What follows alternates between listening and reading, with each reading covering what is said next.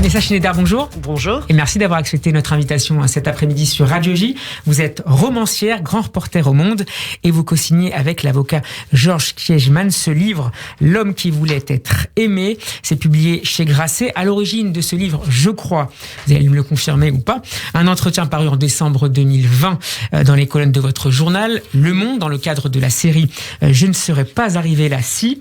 Dès le départ, vous aviez en tête tous les deux d'en faire un livre ?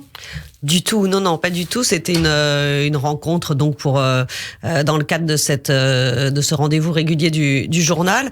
Georges Kiegemann, c'était un homme que j'avais déjà croisé comme beaucoup de gens, puisqu'il est au cœur de plein de milieux, de la politique que j'ai beaucoup suivi dans mes activités journalistiques, mais c'est aussi un homme de cinéma, de littérature, qui a animé des grands procès qui nous ont marqués et qui ont marqué toute la seconde partie du XXe siècle. Donc c'était quelqu'un que j'avais croisé.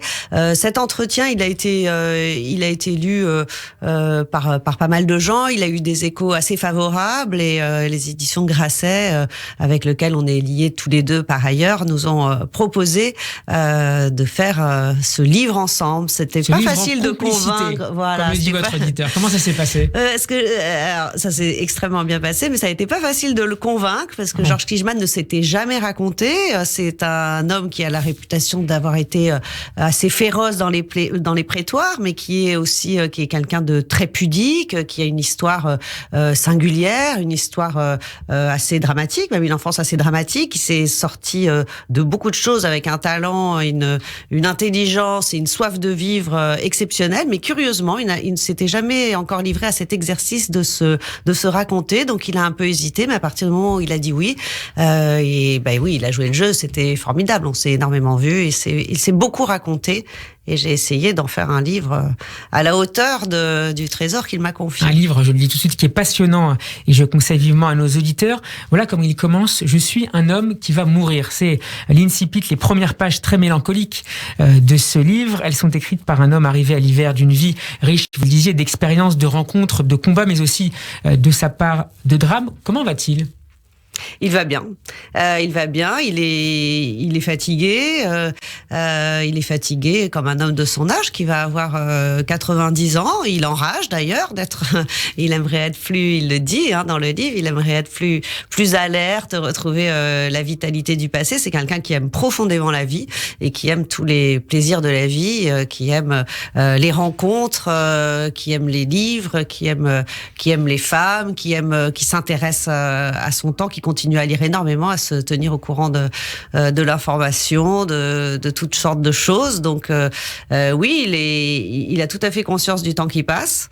Il a tout à fait conscience que ce temps ne reviendra pas. C'est ce qui le rend très touchant et c'était très émouvant de l'entendre parler de ça et en même temps avec cette mémoire fantastique qui lui a permis de retracer son parcours hors norme avec des détails dont moi je me sentirais pas forcément capable. Il avait des carnets qu'il a pu utiliser peut-être. Non, c'est pas quelqu'un qui prend des notes. Ce n'est pas quelqu'un qui avait le projet d'écrire ses mémoires. Donc non, il y avait pas de notes. On a vraiment discuté. Mais surtout, il a une mémoire phénoménale. Donc on le voit, je pense, dans le livre. Il se souvient en particulier de ses années de jeunesse où il a des souvenirs extrêmement précis. Ces années pendant la guerre où il est réfugié dans le Berry avec sa mère, où là il va se souvenir de tous son proviseur, des noms de ses instituteurs, des gens qui l'ont aidé, de ses camarades de classe. Il se souvient davantage du nom de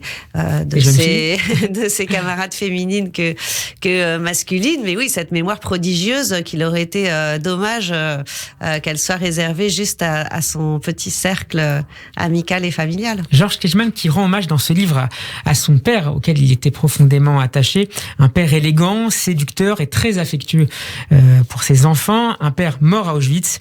Je n'ai jamais oublié mon père, vous confie-t-il. Dans quelle mesure ce souvenir a contribué à forger l'adulte qu'il est devenu ? Alors, Georges Kijman vouait déjà, avant la guerre, une sorte de vénération à l'égard de son père. Il était très admiratif de son père. Il l'aimait énormément. Ses parents étaient divorcés. Et il aurait voulu que son père l'élève plutôt que sa mère. Il le dit sans phare. C'est une histoire très douloureuse puisqu'ils ont été séparés pendant la guerre et surtout, il a appris assez tardivement la déportation de son père et il a continué à croire assez longtemps à un retour possible des camps, puisque sa sœur, qui avait été également arrêtée, est revenue des camps, et donc il a espéré que son père puisse revenir. Malheureusement, il a été gazé dès son arrivée à Auschwitz.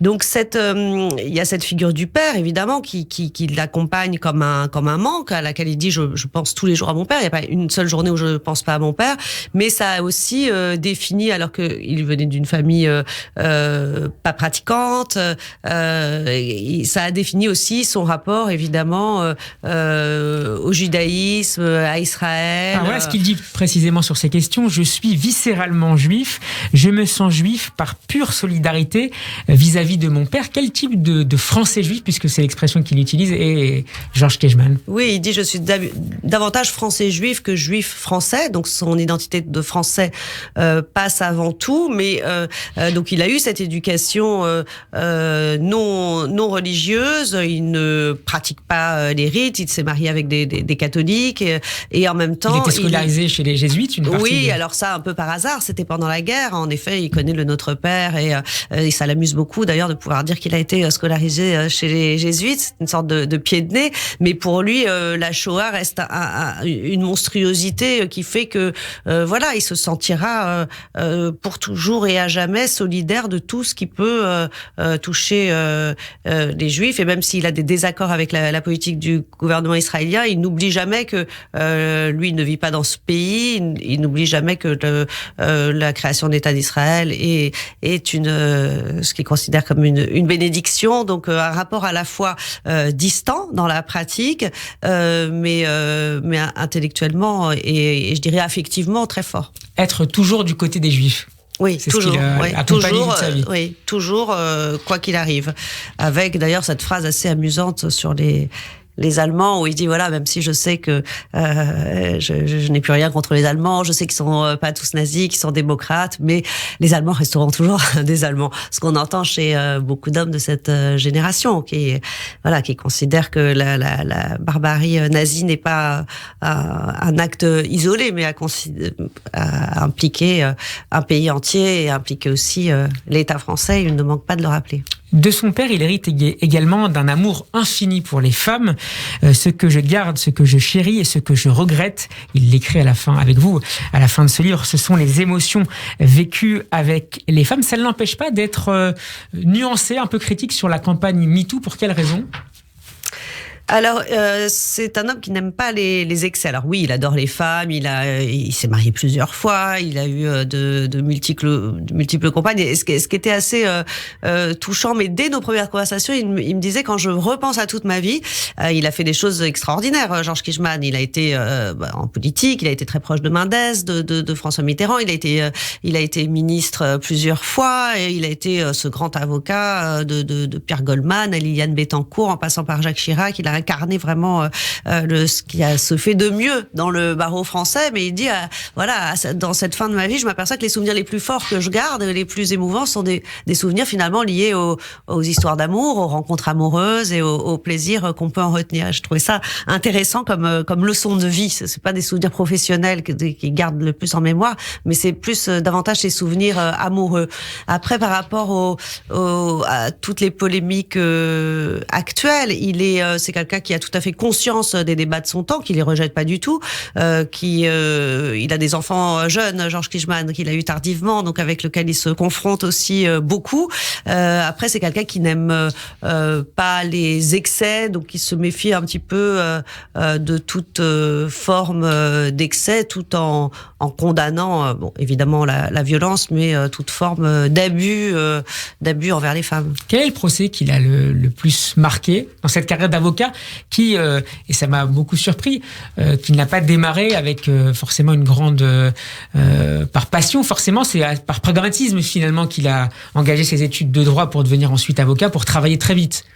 Oui, il vient d'une famille extrêmement pauvre, hein, même misérable, donc il faut qu'il travaille très très vite et on lui explique que, alors il est brillant, hein, déjà il a son bac, ce qui n'était pas à l'époque, on n'avait pas son bac comme ça aussi facilement, il obtient ses 2 bacs, il sait pas trop pourquoi il se retrouve en droit, il dit peut-être parce que je parlais tout le temps, donc dans ma famille on devait s'imaginer que je pouvais faire du droit, mais c'est surtout que il s'aperçoit que ça lui laisse un emploi du temps, il peut comme ça travailler à côté et ramener de l'argent pour sa mère avec laquelle il vit, donc il pour va échapper aussi à sa condition sociale. Voilà, il va mener ses études de droit tout en étant, il y a son copain Claude Berry qui lui apprend à s'occuper du cuir. Oui, donc il est cloueur de fourrure, il va exercer toutes sortes de petits boulots comme ça, et puis il tombe aussi sur des gens qui vont l'aider, qui prennent un peu, je pense qu'il repère son talent, mais aussi qui prennent un peu en pitié ce jeune homme qui est dans le dénuement le plus total. Donc on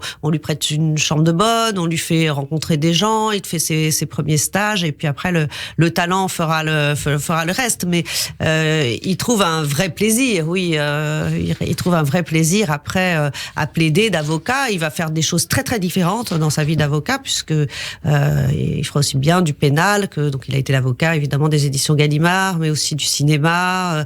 C'est un métier, un véhicule, le droit, qui lui a permis d'évoluer dans plein de milieux, de rencontrer plein de gens, et puis surtout il a cette trajectoire quand même sociale exceptionnelle, dont je suis pas sûre, moi c'est ce qui m'a intéressé aussi, je suis pas sûre qu'elle serait encore possible en fait aujourd'hui. Je suis pas sûre que quelqu'un qui naîtrait aujourd'hui dans ce dénuement-là, à ce point, dans toutes les ruines de l'après-guerre, puisse comme ça se hisser au plus haut sommet de l'État.